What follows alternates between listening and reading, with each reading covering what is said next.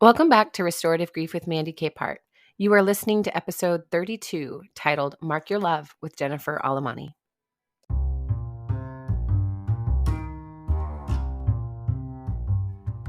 Jennifer Alemany is an author and native New Yorker with a heart for wellness. Before becoming an author, she spent over 20 years in human resources, but as her story progressed, so did her passion and focus in life. Her story of loss is one that teaches us how to uncover what lies beneath, with insight on how to move through it with intention and compassion for ourselves along the way. The thing we need the most, right? This conversation reminded me of the value of a practice that I love but often neglect. So settle in and get ready for a great story. Hello and welcome back to Restorative Grief. I am here today with Jennifer Alemany. Hello, Jennifer. How are you? I'm good. How are you? I'm doing so well. Thank you so much for taking time to be on the show today. For those of you who don't know who Jennifer is, I'm just going to ask you to take a second and introduce yourself.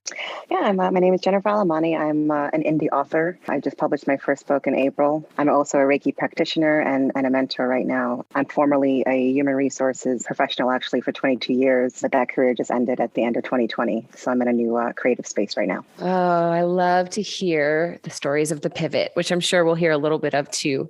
But I have a suspicion that you are not now an author because your career in HR ended in 2020. So you mentioned your book that just came out this last April, which is called Mark My Love. Why don't you tell us a little bit about that? Yeah, my boyfriend passed away about 2.5 years ago now, and I started journaling about 2-3 months after his passing. I've always been journaling my whole life, but this was different. I felt very drawn to do it every day. I felt something was pulling me that way, and then the writing was very rapid. It was very fast. The pen was moving very quickly.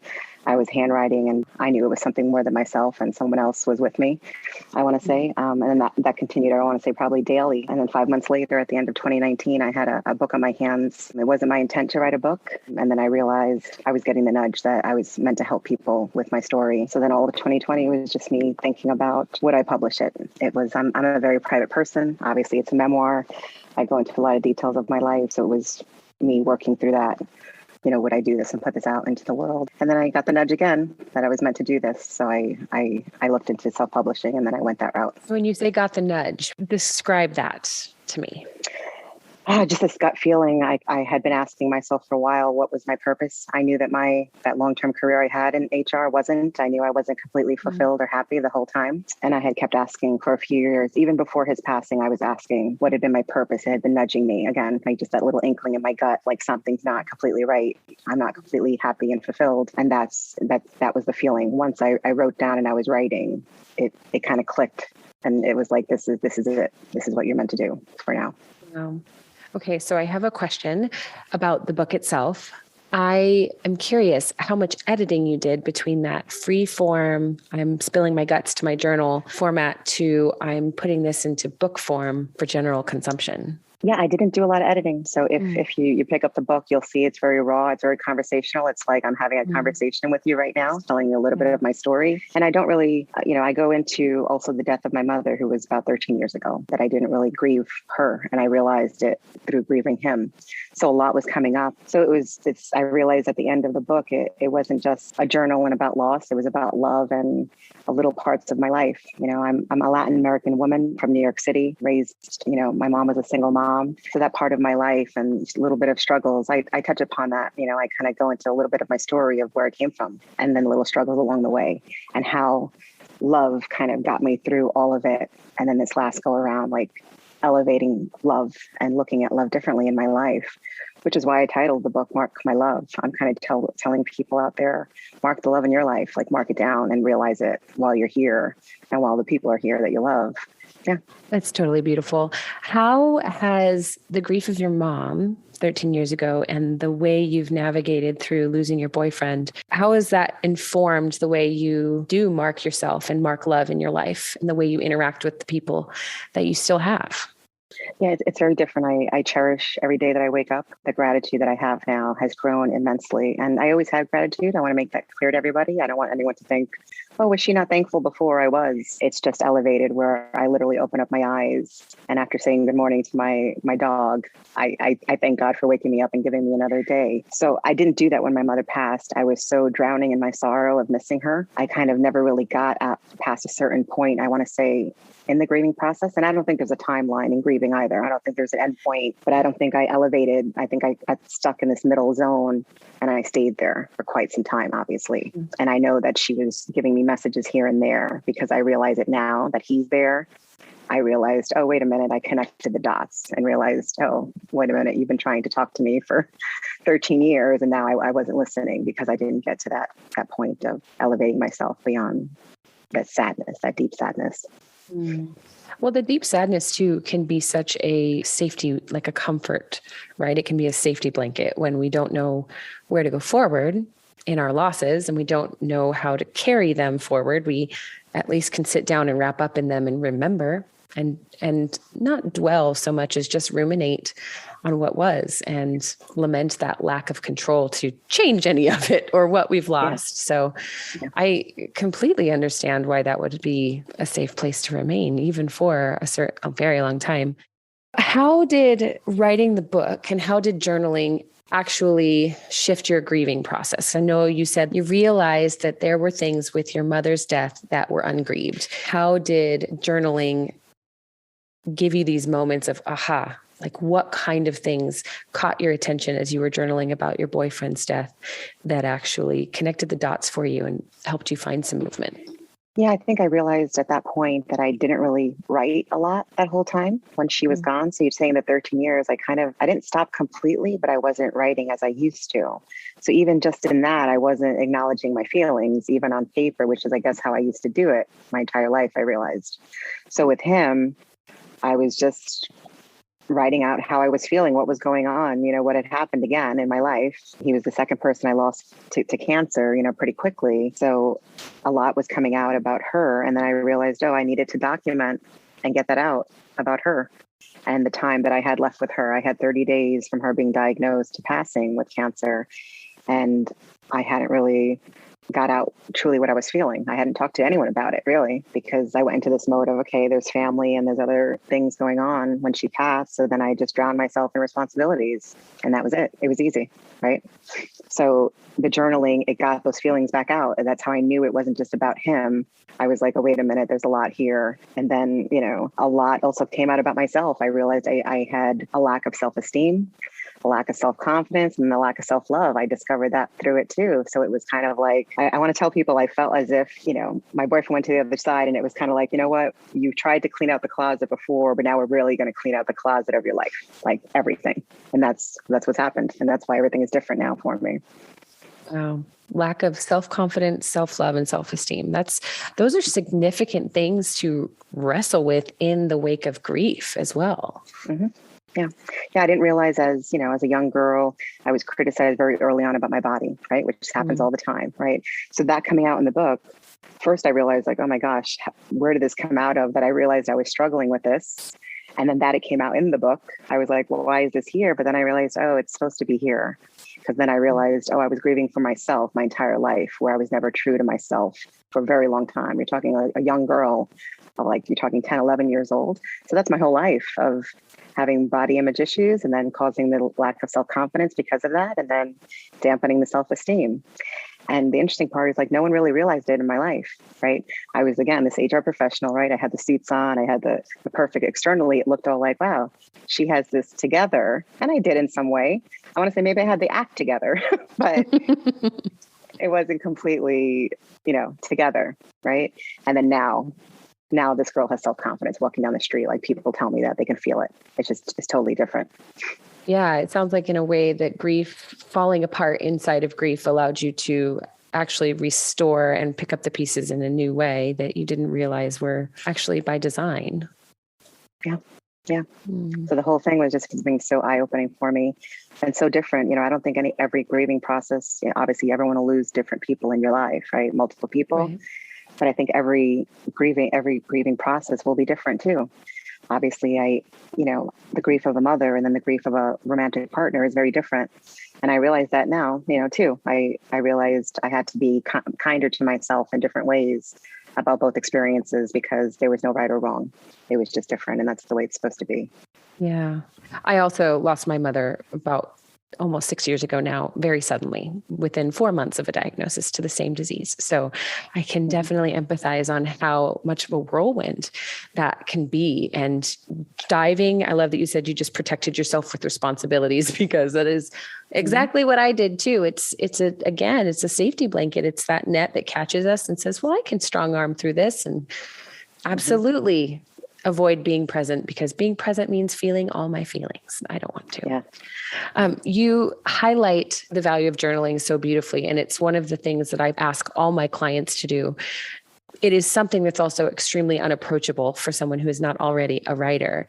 So I'm curious, if you were to say to someone who is not a writer, who looks at the idea of journaling as a waste of time, what writing prompts or what advice would you give them to kind of start drawing them towards the importance of even starting that process, not with the purpose of writing a book, of course, but. Yeah, I say just start out small. One or two sentences. I think that we put upon ourselves like, oh, I need to journal. It needs to be a certain amount of pages, all this predetermined, whatever. Write one sentence down.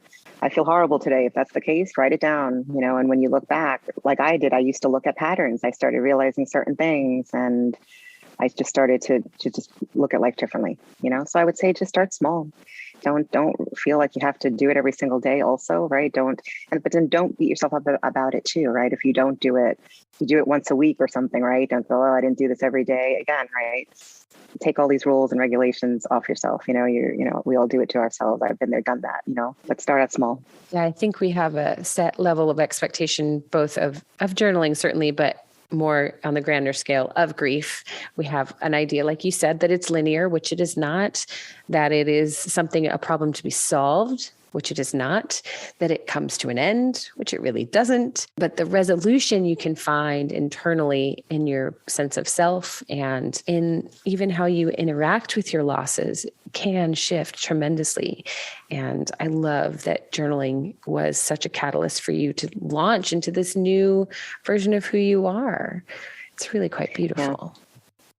Yeah, and like I said, in the discovery of all of it, I've been writing all of my life. So probably since high school, I was always journaling or writing things down. I would observe things of life, right, just in general, and I would write them down. I was always what one would call like this old soul at the young age, that I was as a teen. But I remember a few teachers and in college, some professors saying to me, oh, they would read my papers and they said, we think you have a gift here. We think you could write. But I never looked at it as going into the profession for that. It was, again, I came from humble means, a Latin background, single mom, a lot of struggles economically. So we were already behind the eight ball. So it wasn't something that, because the teachers did tell her that I think you may have a gifted writer, but she wouldn't have encouraged that at that point because of society, basically, right? Culturally, it was like, nope, you got to bring home a paycheck, a steady, making sure. So I never explored that, but I realize now I think I had this inner gift. But I also think part of it is me connecting with my emotions. I don't think it's just me writing. I think that I feel certain things and I'm able to connect with my emotions. And because my writing is raw, people can then relate to it and say, you know what, I feel that too, how she just described that.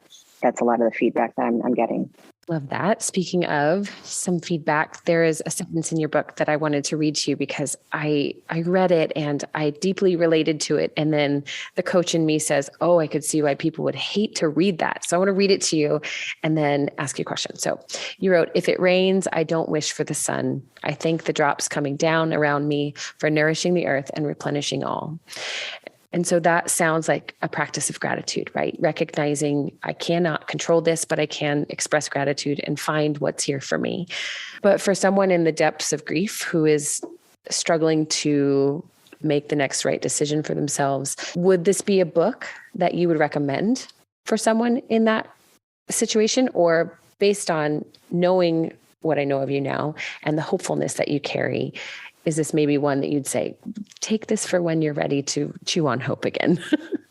Yeah. Yes, I just got chills when you asked that question because I actually thought about that question this morning about someone else who I met up with, actually, who I was thinking about suggesting the book to her. And I meditated on it, to be honest with you. And I realized, no, I must pass it along and say, here, read this when you're ready. Because it just, again, it shows the differences in how I grieved during both instances.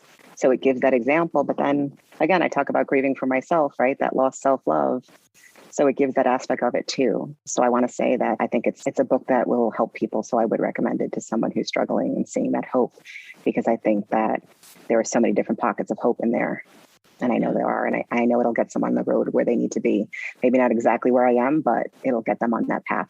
There's a young lady I spoke to the other day, and I know that she lost her mother a few years ago, and she said it was great to speak to me because she realized how much hope that there was because of speaking to me, that it was making her hopeful and making her smile inside, that she could get there. So that's what I'm trying to do. That was the purpose of this. It's, like I said, a very private story. So it was hard for me to open up. I wasn't not even on social media before all of this, everything. So this is a whole big, woo, but I'm working my way through it. Working, we all are. We're all still working our way through social media.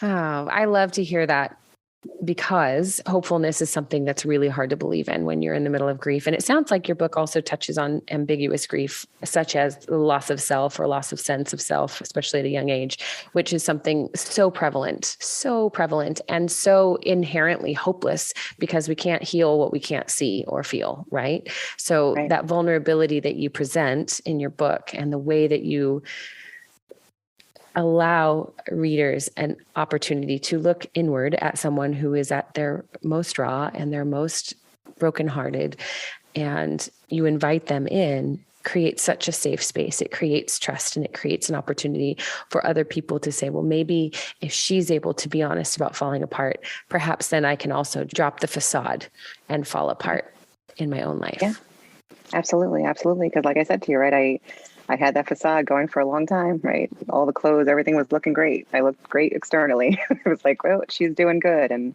like I said, I tell people I wasn't completely miserable, but I wasn't as completely good as it appeared to be. Yeah.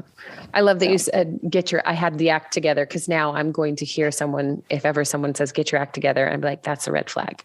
I don't want to get my act together. My act is very effective, and it will be terrible for all of us. Yes, absolutely. Absolutely.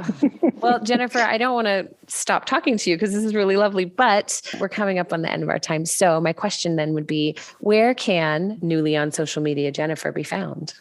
I'm on Instagram and Facebook, Jennifer M. Alemany on both. Then I have my website, jennifermalemany.com also. And your book is available on Amazon and BookBaby. I published with BookBaby. They're a self-publisher, so they're available there as well. Fantastic. Well, I'll make sure to have all that in the show notes so everybody can run out and buy your book, because it sounds like just an absolutely perfect little piece of hope and brightness as we end year 2 of the pandemic. So yes. I hope it brings light. I hope it brings light to many folks. I'm confident that it will. Thank you for being on my show today, Jennifer. Oh, thank you for having me.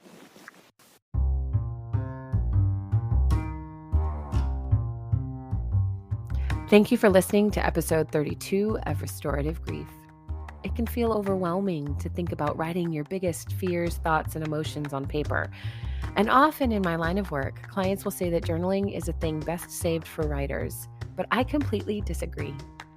I love this quote from author Ann Patchett on the subject. She writes, "Writing is a job, a talent, but it's also the place to go in your head. It is the imaginary friend you drink your tea with in the afternoon." Jennifer's book and journaling practice came from the most honest place in her heart, just writing to her friend, her love. So even if you're hesitant, I would recommend taking a page from her playbook and at least giving it a try. If this is your first time listening to Restorative Grief, I want to thank you for trusting a stranger to talk about loss. Please take a moment to subscribe, leave a review, and consider sharing this episode with someone else who encourages you to try journaling through loss, because it's always nice to hear that your advice is meaningful. If you want to connect about this more, or just talk through your own story, you can find me active on Twitter and Instagram at Mandy Capehart. You can also check out the show notes for a link to join the Restorative Grief Project. And one last thing. Please remember, the only solution for grief is to do the work of grieving. Thank you for listening. I will see you next week.